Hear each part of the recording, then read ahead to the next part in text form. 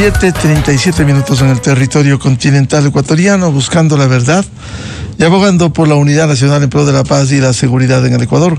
Queremos dar la bienvenida a los siguientes invitados de la revista de Opinión Democracia: el ingeniero Osvaldo Landázuri, experto económico, empresario, y el economista Mauricio Pozo, ex ministro de Economía y Finanzas.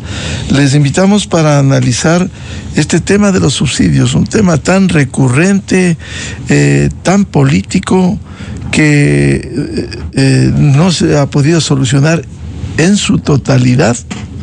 Sí se lo ha hecho parcialmente, pero en este momento vivimos un hecho: subsidios de algunos derivados de petróleo, combustibles como la gasolina extra, ha llegado a precios internacionales. Y uno de los planteamientos que se ha hecho es por qué no se liberalizan los precios a fin de que se muevan así y no regulados internamente, más allá de lo que sucede en el ámbito internacional.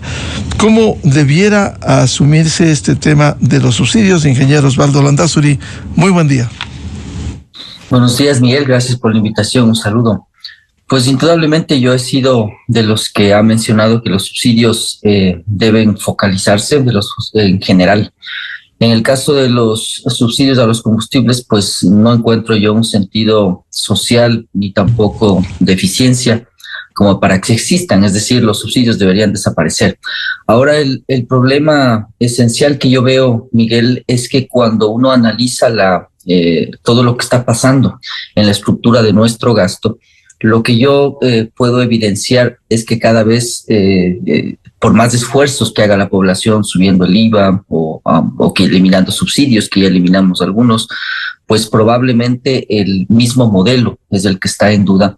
Y ese modelo es el que estamos heredando desde la época del correísmo, ¿no? Es decir, un gasto corriente inflexible, bien complejo, en el que ningún gobierno, ningún candidato tampoco veo yo que lo plantee y lo replantee en términos más específicos. Claro, se habla de que el 80% es salud, educación y fuerzas armadas y policía, pero lo cierto es que al final del día no tienes ninguna evaluación de eficiencia, ninguna evaluación de entender cómo está siendo utilizado cada dólar que los ecuatorianos con esfuerzo le entregan al gobierno. Entonces, en resumen, pues sí, los subsidios deben eliminarse, pero yo sería partidario de que estos recursos vayan directamente a inversión, y lo he planteado en varias ocasiones, incluso creo que en este medio, buscando que se forme un fondo de inversión en el Ecuador que permita que tú puedas canjear ese gasto que ahora es tan improductivo, tan ineficiente,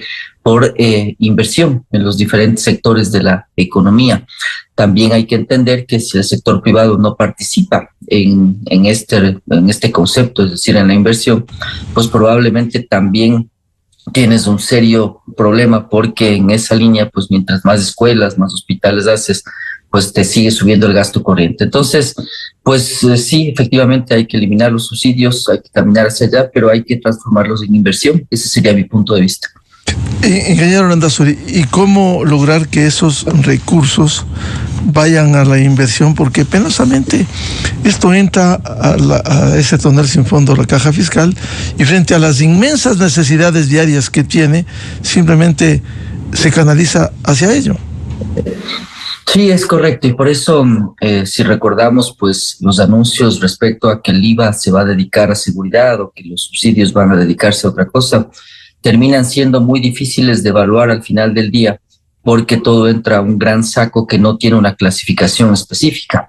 Primero, pues yo insisto que es inevitable este paso que tiene que hacer el país de medir la eficiencia del sector público en general, es decir, empresas del sector público, los propios GATS y el gobierno central.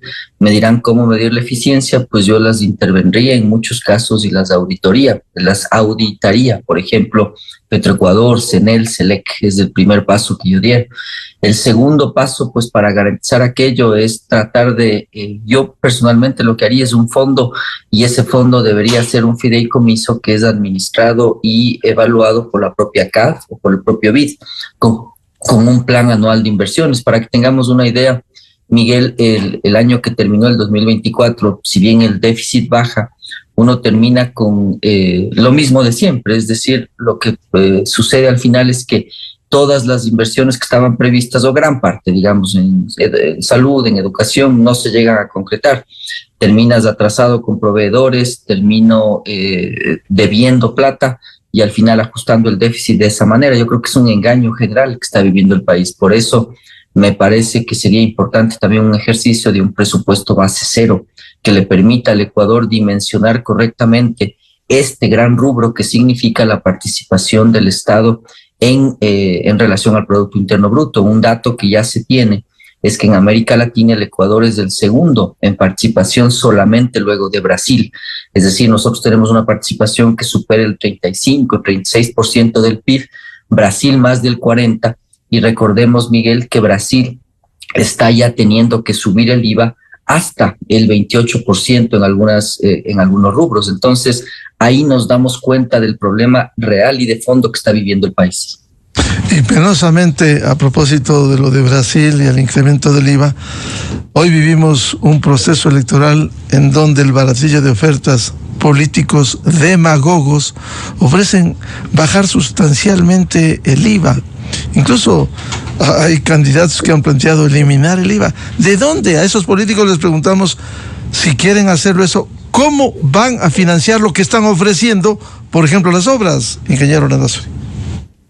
Claro, y en realidad, si uno se fija en el debate vicepresidencial, pues uno se da cuenta que es la misma situación, ¿no? Es decir, una baratija de ofertas en donde incluso una candidata decía moratoria a la deuda y por otro lado 2.000 millones al 2%, creo que era, como para tratar de reactivar la inversión. Eso el Ecuador tiene que estar claro que en términos específicos es imposible de lograr. Yo creo que el propio presidente Noboa ha dado muestras claras de lo difícil de la situación cuando, estando en campaña o un año de transición, le tocó subir el IVA y le tocó eliminar subsidios. Entonces, de lo que yo sé, pues el Fondo Monetario está pidiendo todavía algunos ajustes más que son necesarios durante el 2025.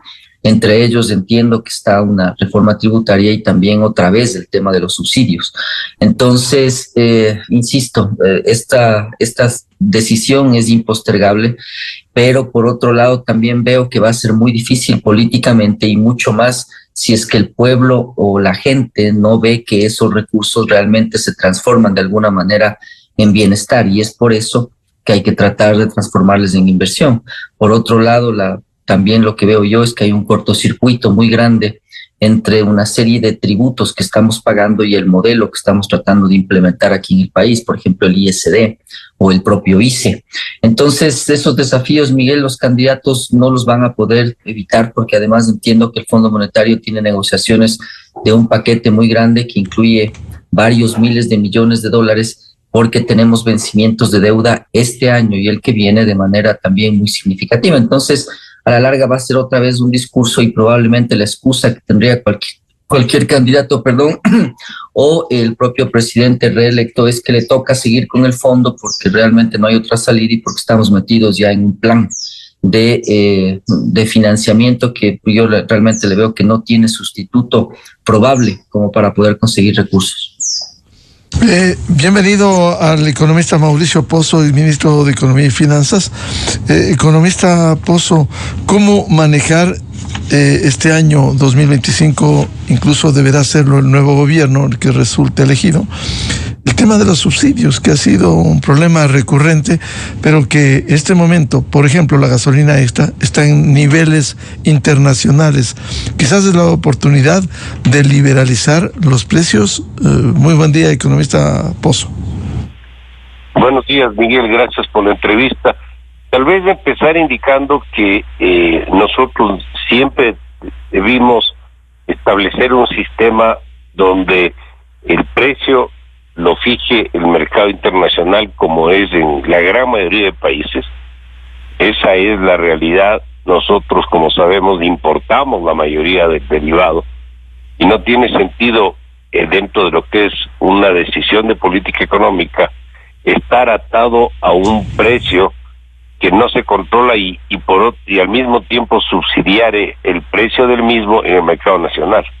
Entonces, a mí me parece que lo obvio es que entremos en un proceso de liberalización de precios en los derivados, como ocurre con la gasolina súper, y de esta manera saber que esto va a moverse de acuerdo al mercado externo.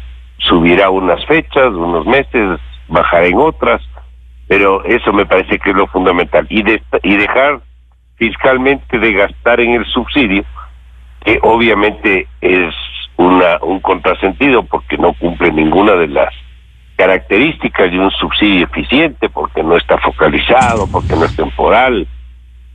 Creo que es perverso para evitar el contrabando por frontera, etcétera.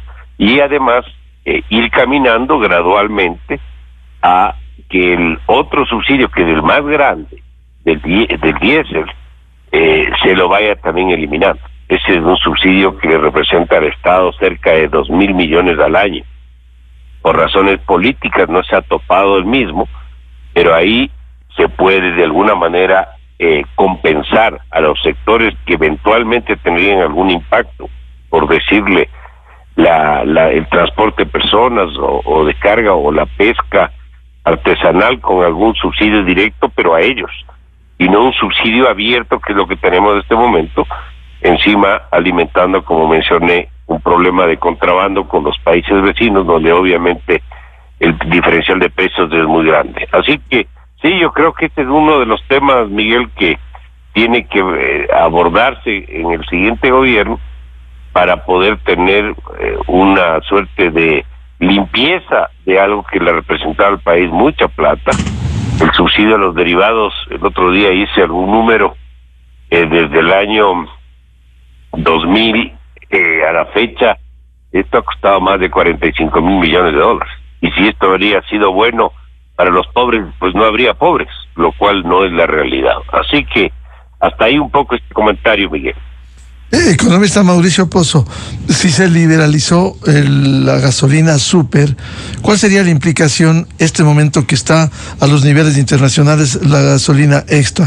Por cierto, la gasolina súper tiene menor consumo que la extra. Bueno, la decisión obvia, y creo que es oportuno, es que entre en un sistema similar, pase a depender del mercado externo, del precio del mercado internacional, y que fluctúe como fluctúa la súper.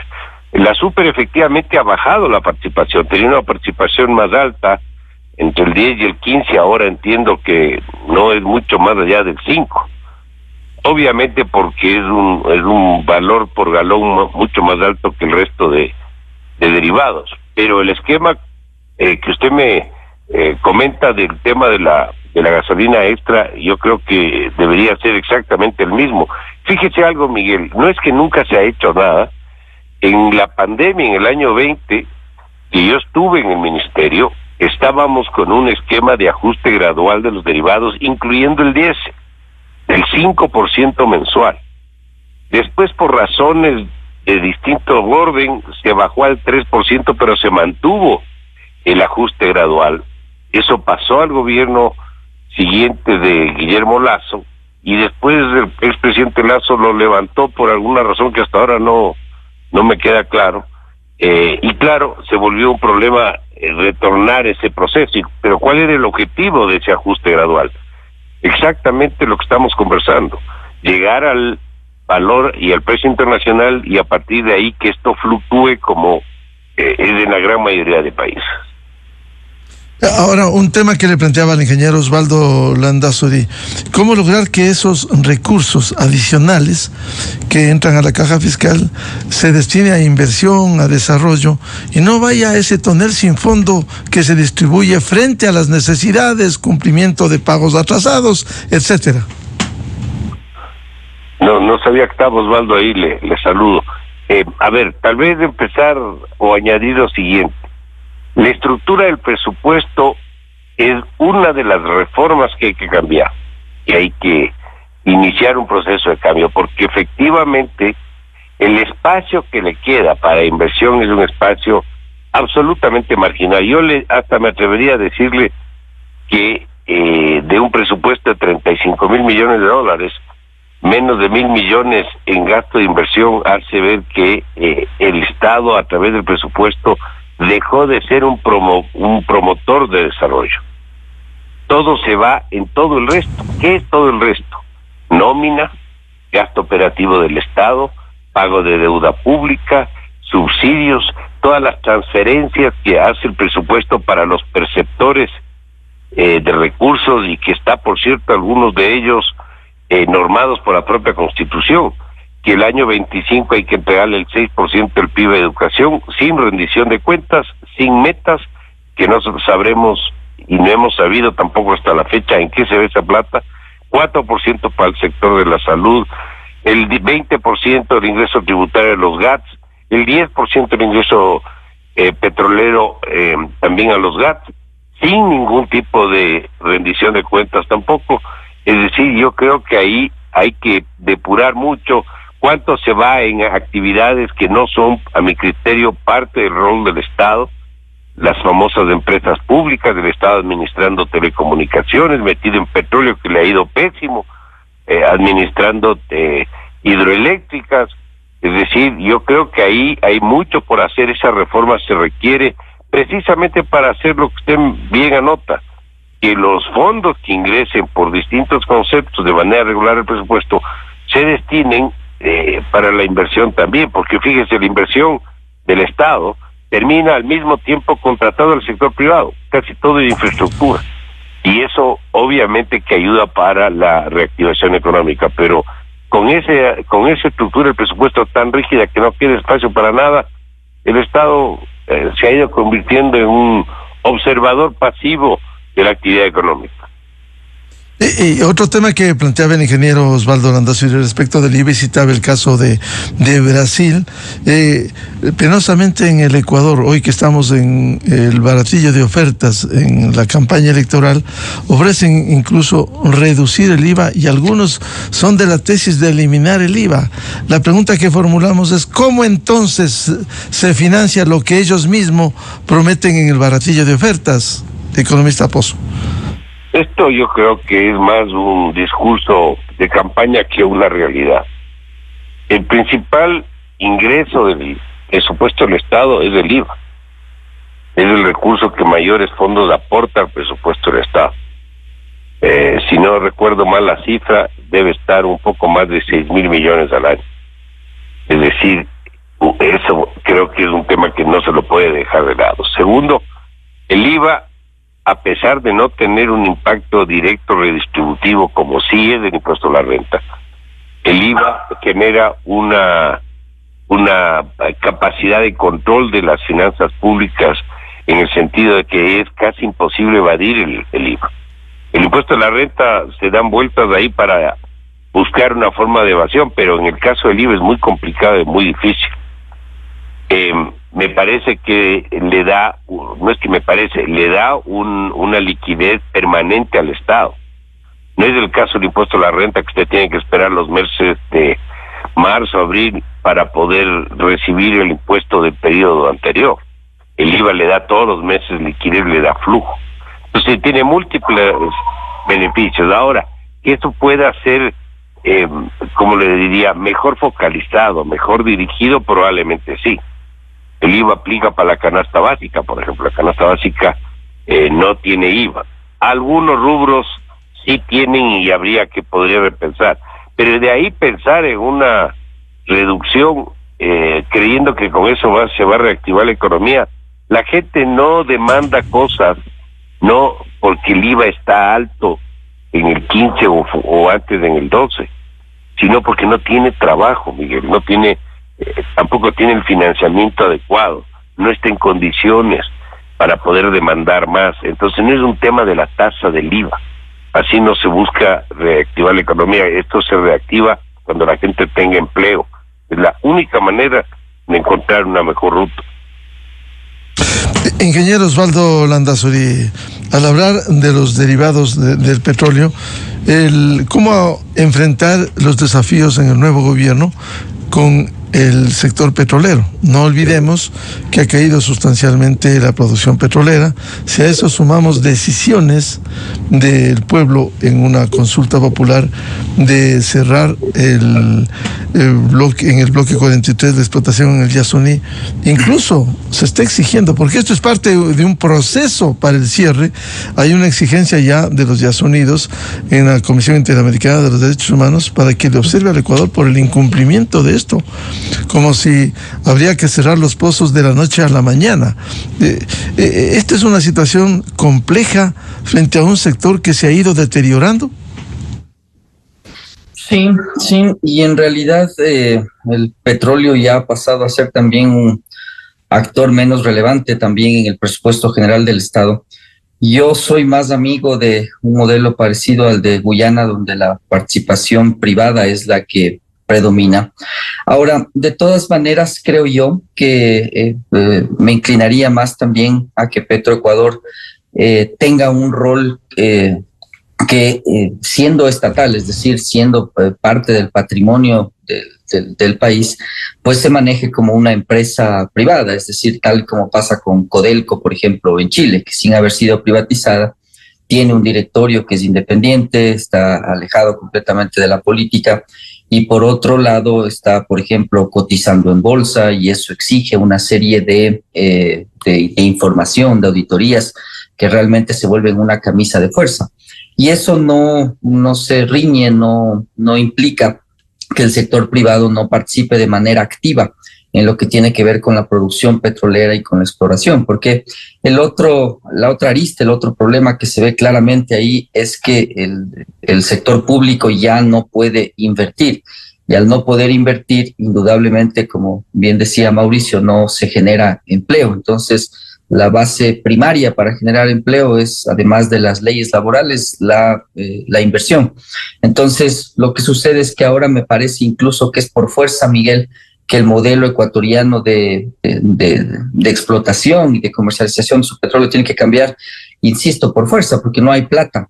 Y entonces lo que sucede es que, si no me equivoco, el año pasado terminamos produciendo cerca de 475,000 barriles por día, y eso significa que la producción está estancada, es decir, no ha crecido y está disminuyendo en relación a lo que era el número histórico de 500,000 barriles por día. Entonces, más que incluso una opinión, me parece que es por fuerza que el Ecuador tiene que cambiar. Y por otro lado, insisto, me parece que es difícil la privatización de estos asuntos que son bastante políticos, porque el mercado suele castigar mucho con el riesgo, que es lo que pasó en Codelco cuando yo consultaba por qué no se privatizó. Entonces, con eso dicho, pues, insisto, debería estar Petroecuador administrada de manera diferente, pero deberían ser los actores privados los más relevantes a la hora de invertir, producir y generar un aumento en la producción petrolera. Ahora, ¿cómo cambiar esas políticas que le permitan generar más recursos cuando sabemos que ha sido golpeado severamente durante los últimos años el sector petrolero? No es simple porque, claro, también tiene una gran ola de gente que está viniendo, sobre todo nuevas generaciones, que yo creo que están muy mal informados y también politizados en el proceso, y por lo tanto los temas ambientales suelen estar pululando en el ambiente. Pero lo cierto es que cuando uno analiza la transición energética, el Ecuador está desperdiciando oportunidades sumamente valiosas para poder generar riqueza para su país.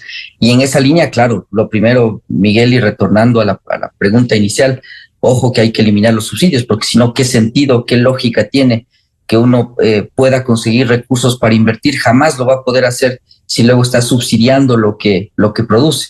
Entonces, pues yo lo que insisto, creo que es fundamental es hacer algunas modificaciones incluso en la propia Constitución. No llegaría al punto de plantear una asamblea constituyente, me encantaría, pero le veo que no tenemos tiempo y sería algo políticamente complejo, pero me parece que sí se pueden hacer modificaciones, y el principal problema es que la propia Constitución explicita o explica que describe que el privado solo puede participar por excepción en los sectores estratégicos. Entonces, desde ahí hay un problema en el tema eléctrico, en el tema petrolero, en el tema minero, y eso realmente me parece que es el origen de muchos de los problemas que tenemos. Ahora, con eso dicho, no es que está prohibido. Uno podría encontrar leyes o reglamentos que por emergencia le obliguen al sector privado a participar, le obliguen, digo entre comillas, ¿no?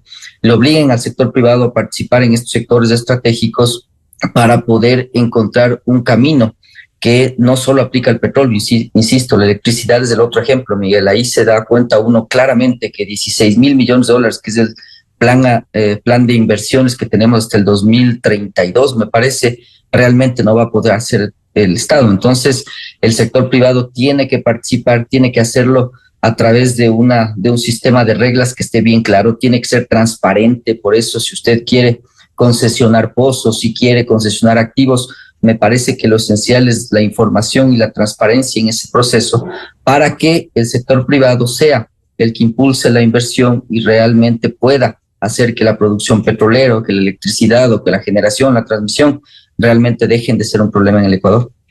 Economista Mauricio Pozo, este tema que le planteaba el ingeniero Landázuri, dentro de los subsidios, el incremento de alguna manera de los ingresos en contraste con la caída de la producción petrolera, y si a eso sumamos el cierre del bloque 43 en el Yasuní, que se quiere que se lo haga incluso de manera rápida, cuando este es un proceso, y que son menos recursos para el Estado ecuatoriano. ¿Cómo manejar esto este año con el nuevo gobierno? Algunas veces hemos conversado, Miguel, de la falta de gestión y de eficiencia operativa de la empresa Petroecuador. Esto ha pasado por varias etapas. En el gobierno de Lenín Moreno se firmó un decreto para que lo que se llamaba Petroamazonas se fusione con Petroecuador y entre en un proceso de mejora, hacer economías de escala, abaratar costos, y eso en la práctica, por la decisión de algún juez que no recuerdo de qué parte del país, se paralizó porque consideró que eso no se podía hacer, y a la final los 10.000 empleados, por darle un indicador, que tenían entre las dos empresas, quedaron en 10.000 y nunca se hizo economía de escala. O sea, el gasto termina siendo el mismo. La producción de petróleo llegó hace un par de años a 540.000 barriles. Ahora yo le diría no solamente que se ha estancado, yo le diría que se ha reducido. Claro, menos de los 500.000. Mucho menos. Ahorita debemos estar en unos 460.000 barriles. Entonces, no funciona, Miguel, eso no tiene sentido, aparte de los otros problemitas que sabemos de corrupción y demás. Entonces, aquí o entramos en una reforma institucional significativa, o simplemente esto no va a mejorar. Aquí yo creería que debe abrirse el capital, que puedan participar actores privados, es decir, que no haya monopolio del Estado, abrir capital a inversionistas del Ecuador, pueden ser inversionistas de afuera, y de esta manera que se pueda dar una gestión, yo le diría, absolutamente empresarial, como hay en otros países, y que empiece a dar los resultados que todos esperamos. Pero si seguimos en lo mismo, esto no va a funcionar, aparte de los problemas, como dije, de corrupción que siguen existiendo. ¿Y cómo fortalecer al sector petrolero mientras siga rindiendo sus frutos? Habrá que recuperar la producción. Esto le genera recursos, lo ha venido haciendo para la caja fiscal. La actividad de petróleo tiene dos ingredientes que son esenciales, fundamentales, sin los cuales es imposible que esto mejore. El uno se llama financiamiento y el otro se llama tecnología. Los dos elementos del Ecuador, por razones diversas, no disponen. Por lo tanto, es fundamental la inversión extranjera en esto. Que hagan presencia compañías que le den fuerza. Fíjese, las compañías grandes ya no están en el Ecuador. La Shell, Chevron, eso se fueron por las razones que todos conocemos. Compañías de tamaño mediano, entró también en un problema porque hemos tenido una facilidad de entrar en conflicto con muchas empresas del sector y no tenemos tampoco ahí ninguna presencia importante del exterior. La participación, algún dato fue 50-50, 50 el sector público, 50 el sector privado. Eso se bajó a una relación en este momento, si no estoy mal, de 90 días, es decir, 90 Ecuador, 10% privado, y eso por lo tanto no va a mejorar, creo yo, si no se hace una reforma donde haya más inversión extranjera, presencia de firmas grandes con recursos y obviamente con la tecnología que se requiere. Sin embargo, dentro de estas políticas, economista Pozo, tendrá que haber claridad en las decisiones y no en una campaña donde se cuida los votos para evitar su pérdida. Claro, fíjese, Miguel, parte del problema es que existe mucha inseguridad, como todos sabemos, jurídico. Tenemos un problema permanente que no son señales atractivas al exterior. ¿Cómo puede ser que un problema, un conflicto que se presentó entre una empresa extranjera, estamos hablando del caso de Chevron, con un grupo de amazónicos, el Estado haya metido la mano, haga todo un acto de defensa soberana, pongámoslo así, cuando lo que se estaba haciendo es dándole una señal al mercado que ellos iban a meter en la mano en la justicia? ¿Y en qué terminó? Perdimos el tema, ahora tenemos 2.000 millones que pagar, y ahora hay que sentarse con los señores a ver cómo se les puede pagar y en qué plazo y en qué condiciones. Entonces esa inseguridad obviamente que aleja a potenciales inversionistas. Por eso creo que si se hace una reforma de fondo y el mercado internacional ve que el área petrolera va a ser manejada de otra manera, creería yo que las opciones de que haya mejor y mayor presencia de empresas extranjeras va a ser así mismo mucho mayor. Vuelvo con el ingeniero Osvaldo Landázuri. Ahora, hay desafíos en otros campos, como el de la minería. ¿Cómo enfrentar en el nuevo gobierno? Chusa, es complicado porque realmente la minería choca más todavía con esta nueva visión respecto al medio ambiente y al cuidado de la naturaleza.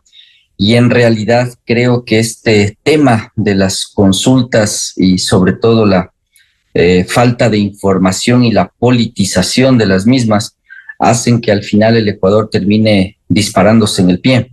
Yo en eso he sido muy claro, no creo que una fiebre del oro la para nadie, es decir, cuando hay oro en algún lado o algún recurso valioso, pues si es que no lo hacemos ordenadamente, termina siendo un asunto en el que se meten delincuentes a sacar esos minerales, y ahí es donde vemos que ahora los grupos delincuenciales también tienen diversificación, si cabe la palabra, dentro de varios sectores, entre ellos la minería ilegal.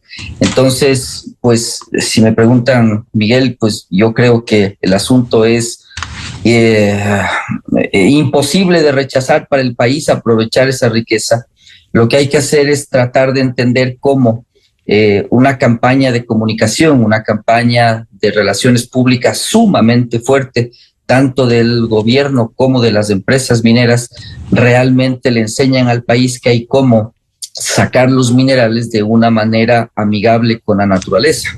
Yo sé que es un desafío complicado, pero al mismo tiempo, viendo los números y viendo las cifras del país y qué es lo que pasa con su crecimiento, con su desarrollo, pues es inevitable pensar que ese recurso debe ser aprovechado. Además, los nuevos modelos de negocio que estamos viendo a nivel mundial son modelos de negocio que están basados sobre todo en nuevas tecnologías y en la inteligencia artificial.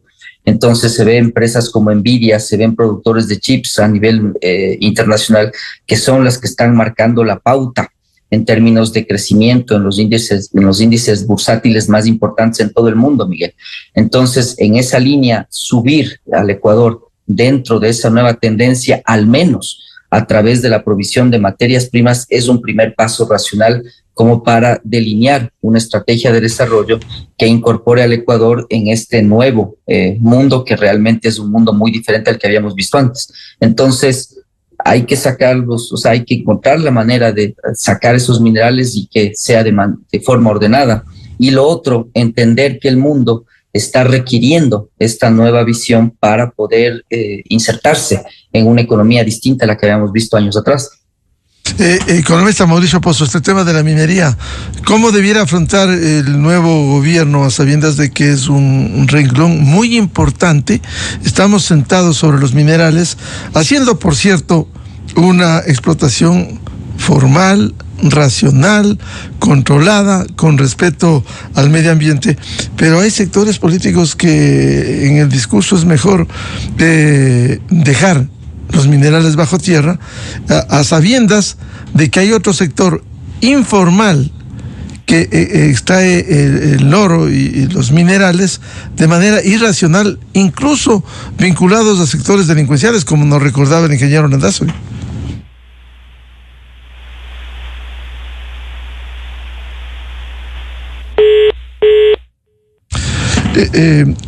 Vuelvo con mientras retomamos con el economista Mauricio Pozo. Ingeniero Landázuri, hay otro sector que se evidenció en el 2024 un golpe severo, como es el sector eléctrico. Usted también recordaba que aquí hubo un mal manejo. Citemos y comparemos el caso de Colombia. Hace 32 años no tiene apagones. ¿Por qué? Porque abrió el mercado eléctrico al sector privado. En el Ecuador involucionó. En el año 2008, en el gobierno de la Revolución Ciudadana, se cerró el mercado con el mandato constituyente que se expidiera. Y recién la Asamblea lo que hizo es 2 reformas que permitan abrir y ampliar limitadamente el acceso al mercado eléctrico. ¿Qué piensa usted de eso? Claro, y esa aclaración que usted hace, Miguel, respecto a las 2 reformas, creo que demuestran el problema estructural que yo comentaba, ¿no? Es realmente un problema bien complejo el que estamos viviendo, en el que el modelo ese que el expresidente Correa le implementó al país, le dejó al final con un lastre gigante en varios asuntos. Uno de aquellos es el tamaño del Estado, la rigidez del gasto, la participación en todos los sectores, empresas, canales de televisión, etcétera. Y la otra es indudablemente esa restricción, esa riña con el sector privado que parte desde la Constitución. Entonces, ahí lo que usted comentó muy inteligentemente es que por más reformas que la Asamblea haga diciendo, bueno, ahora participa ya no con 10 megavatios o kilovatios, lo que sea, no soy un experto eléctrico, sino con 100, pues el problema de fondo es mucho más delicado. El problema de fondo es que las tarifas en el Ecuador, el modelo, la participación que tiene el sector privado, realmente están diseñadas para otro modelo, es decir, para un modelo estatista, y eso no ha cambiado. Entonces, lo que hay que hacer indudablemente es cambiar la participación del sector privado y tratar de modular cómo las tarifas acompañan ese cambio, porque lo que está pasando en el país es que la locura esa de construir una hidroeléctrica y luego no incluir a la inversión en el cálculo del precio de esa electricidad, pues realmente le condenó a que nunca más se pueda invertir en algo parecido. Entonces, ese es para mí un cambio estructural y trascendental para que usted tenga inversión privada en el sector eléctrico, es decir, tarifas y cómo se calculan. En esa línea, pues otra vez hay que transparentar la información, entender que los subsidios a muchos sectores deben acabarse, y ese es otro rubro más, Miguel, que está afectando al gasto ecuatoriano cada año. Y por otro lado, también ver cómo usted hace llegar las ayudas sociales de alguna manera a los que necesitan, y por otro lado, tratar de transparentar las tarifas. Ahora, lo que sí es cierto es que muchas veces cuando uno trata de transparentar valores y de reflejar inversiones elevadas, terminan sin luz los desprotegidos y con luz los que pueden pagar, es decir, los sectores más vulnerables. Eso es lo que hay que evitar. ¿Cómo se evita? Pues a través de entregar ayudas directas para que estos sectores puedan recibir el servicio eléctrico, pero que las tarifas unificadas realmente reflejen el valor de lo que significa inversiones de miles de millones de dólares en hidroeléctricas o en energía solar o en energía térmica. Y por otro lado, también creo que es fundamental, Miguel, para garantizar esta situación de lo que yo pude ver el año pasado en América Latina, la diversificación de la generación eléctrica, es decir, ya pensar en temas solares, en temas geotérmicos, sí, pero al mismo tiempo buscar cómo concesionar ciertas termoeléctricas que están ahí paradas sin mantenimiento porque no hay plata. Entonces lo he mencionado incluso en medios muy sesgados hacia la izquierda y he mantenido este discurso, es decir, uno tiene que encontrar la manera lógica, racional y práctica, sin ideología, de entender cómo el país garantiza de esa manera que lo...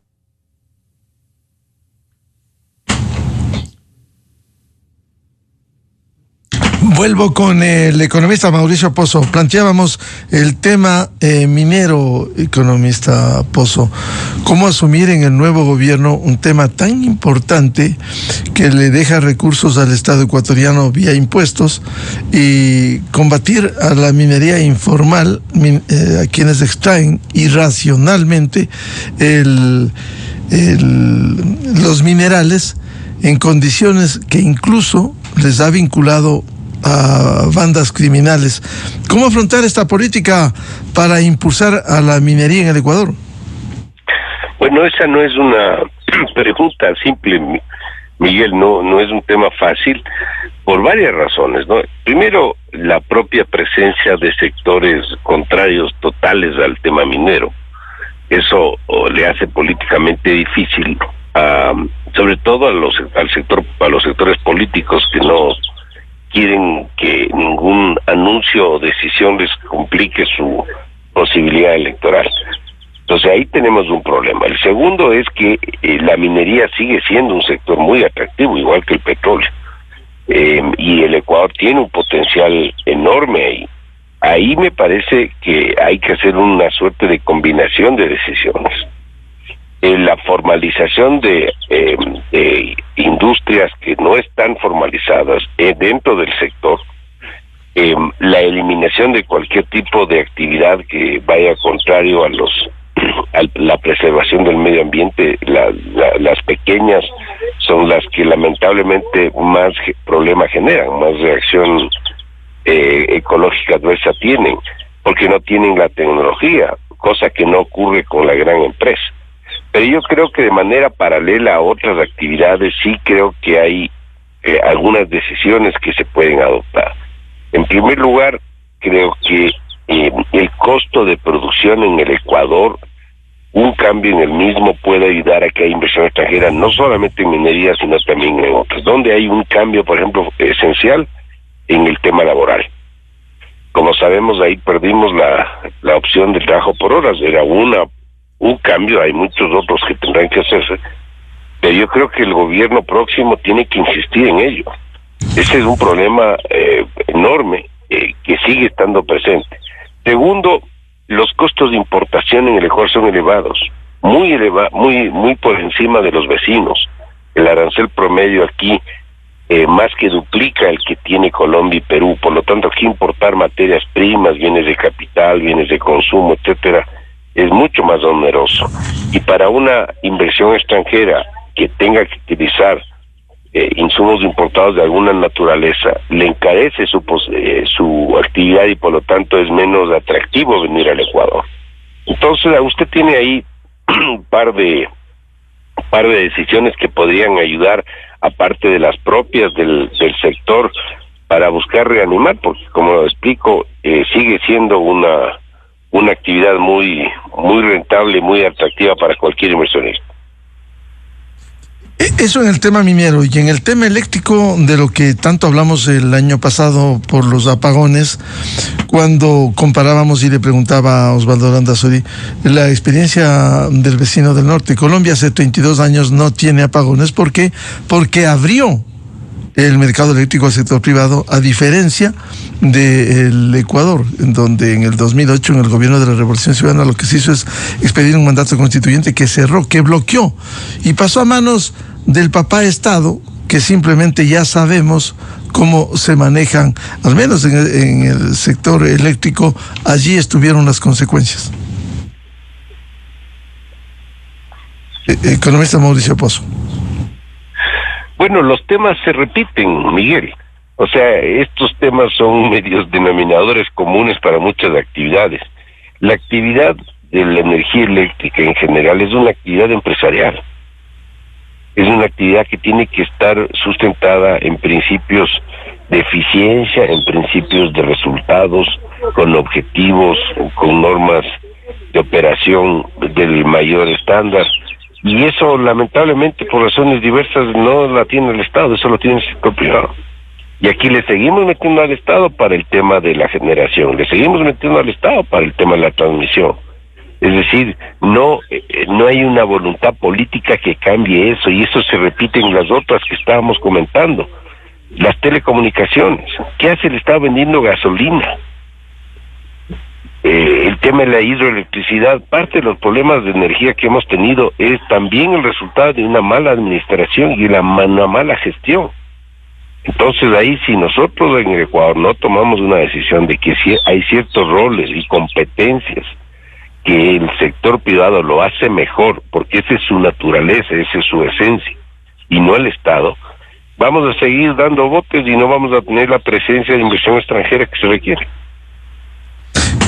Claro, pero en campaña electoral lo que se ofrece se reivindica la Constitución, el control de los sectores estratégicos y no la apertura como han hecho otros países y les ha ido mucho mejor, como decía el caso colombiano o el caso peruano, que genera estabilidad institucional. Economista Pozo. Sí, el sector político se cuida de cualquier acción, decisión o anuncio que le afecte su capacidad de llegar, le afecte su popularidad, y eso complica las cosas. O sea, de campaña hacen cualquier cosa y después en el poder tampoco lo hacen como deben hacerlo. Yo soy de los que creo que las decisiones difíciles y fuertes hay que hacerlas siempre al principio del gobierno, que hay mayor capacidad de convocatoria, mayor apoyo popular. Los gobiernos se deprecian con el tiempo, por la propia función. Y si quieren esperar después de iniciado un gobierno para tomar las acciones políticamente difíciles, estas nunca llegan. Y así tenemos N ejemplos, Miguel. Fíjese el tema de la seguridad social, por citar el otro. Ahí seguimos pateando el problema, que no lo hago yo, que lo haga el próximo, porque esto es espinoso, es difícil, y ahí sigue el problema, hasta que reviente solo. Y así estará el tema energético, el tema petrolero, la minería, etcétera. Ahí está parqueado, esperando el momento oportuno. Nunca va a llegar el óptimo, eso sí, nunca va a estar el momento óptimo. Hay momentos más difíciles que otros, pero lo importante es que se tomen las decisiones. Y es donde yo veo que nadie quiere rasguñarse en lo más mínimo por una decisión que sea políticamente complicada. Ingeniero Osvaldo Landazuri, hemos hablado del tema subsidios, ahora que unos derivados como la gasolina extra están en niveles del precio internacional, el IVA, el tema eléctrico, minero, petrolero. ¿Cuáles son los desafíos que tiene el nuevo gobierno en estos campos tan importantes en medio de la situación económica y fiscal que vive el Ecuador?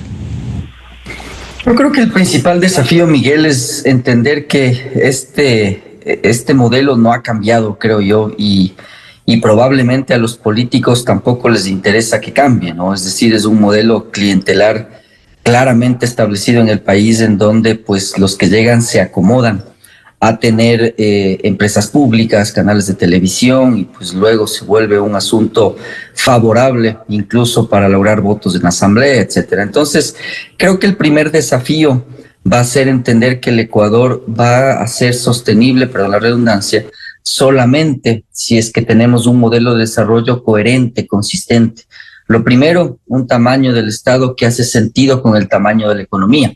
Es decir, si uno tiene la participación, decía yo, la segunda más alta de América Latina en términos de Estado en relación al Producto Interno Bruto, y además servicios de pésima calidad, sin rendición de cuentas, pues eso es un primer desafío, Miguel, ineludible, inevitable. Es decir, no va a haber plata que alcance en el Ecuador si eso no cambia. El segundo es de entender cómo este nuevo modelo incorpora la participación privada mediante inversión. Pero eso no se va a lograr solamente por decreto, del Ecuador tiene que volverse atractivo y es un conjunto de temas lo que hace atractivo a un país. Por ejemplo, lo primero mencionaba Mauricio, las normas laborales, las tasas de interés, pero yo me inclinaría por todavía algo más fuerte para los inversionistas y es la seguridad jurídica. Y en ese tema comienzo a atar cabos con el primero, es decir, si uno no tiene una macroeconomía arreglada realmente de fondo, Miguel, lo que sucede es que el inversionista percibe que estamos siempre en un proceso de nuevas medidas, nuevos impuestos, nuevas contribuciones y por lo tanto se vuelve un país impredecible y entonces la inversión no fluye, ni la local, peor la extranjera. Entonces, ahí el desafío es entender cómo lo primero, es decir, el tamaño del Estado, su eficiencia, la participación, la rendición de cuentas genera. Lo segundo, que es cómo lograr más inversión y solo así generar empleo. De lo contrario, va a ser siempre un saludo a la bandera y siempre una baratija de ofertas en la que te dicen voy a traer tantos miles de millones, tengo tantos contratos de inversión, como lo decían algunos exministros, y al final termina sin llegar nada. El tercer desafío que Mauricio lo mencionó, yo lo he mencionado en varias ocasiones, la seguridad social.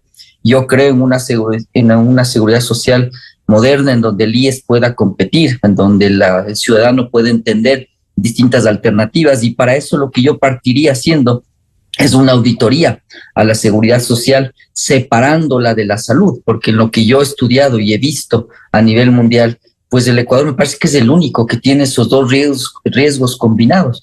Entonces, si hay pasos primarios que uno puede dar. Lo primero, separemos el riesgo de salud del riesgo previsional, es decir, son dos cosas diferentes. Y una vez que se separa, pues lo que yo haría es realmente intervenir, es decir, ver qué es lo que está pasando en hospitales para encontrarse, Miguel, entonces con locuras como que, por ejemplo, un conductor de ambulancia en Quito trabaja un día y descansa 3. Eso es lo que estamos pagando todos los ecuatorianos en el sector de salud como inversión.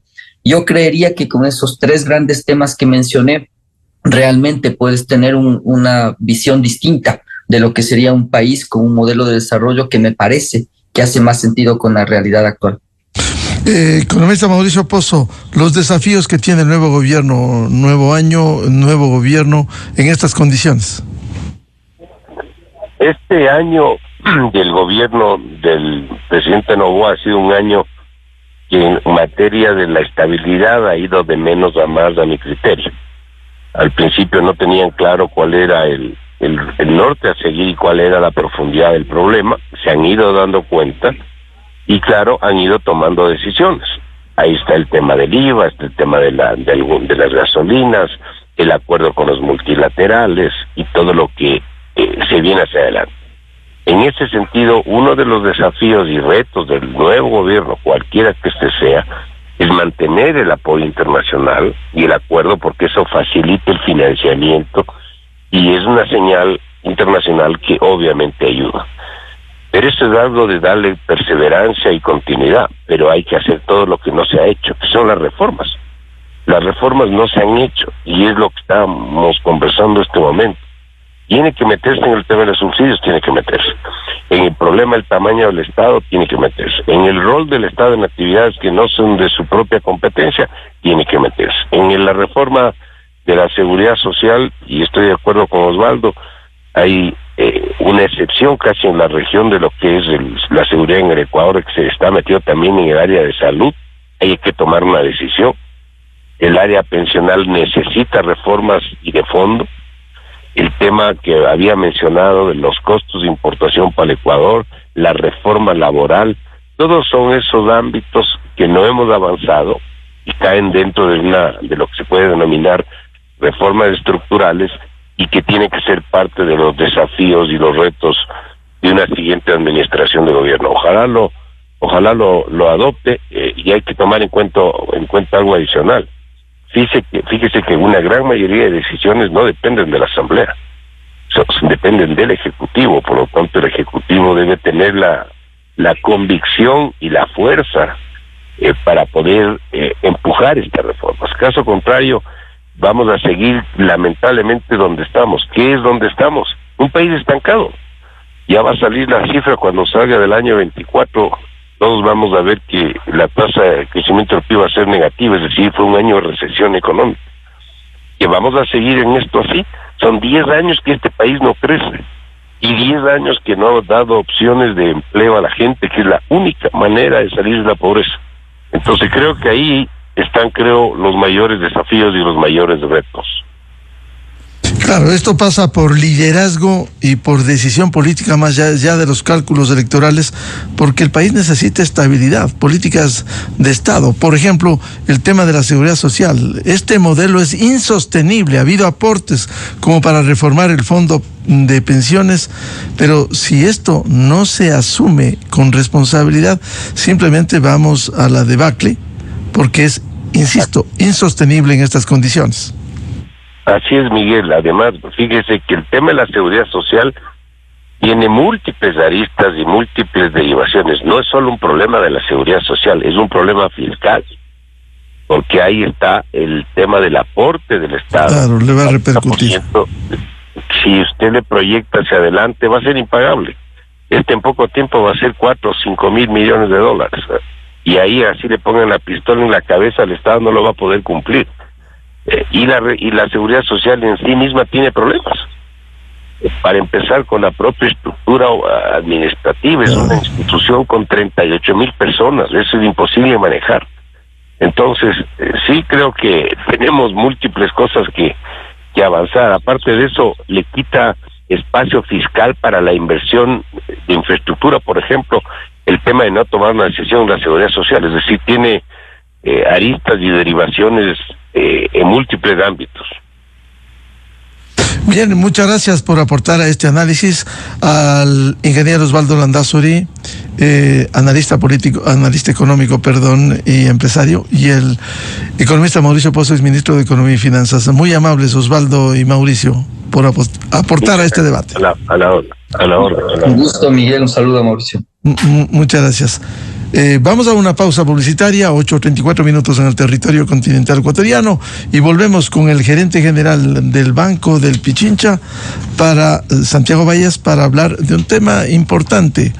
La revista Time hace poco publicó el ranking de las mejores empresas del mundo, que lo hace anualmente, en donde está Banco del Pichincha, luego de una evaluación de 5,000 empresas y la publicación de las 500 mejores empresas.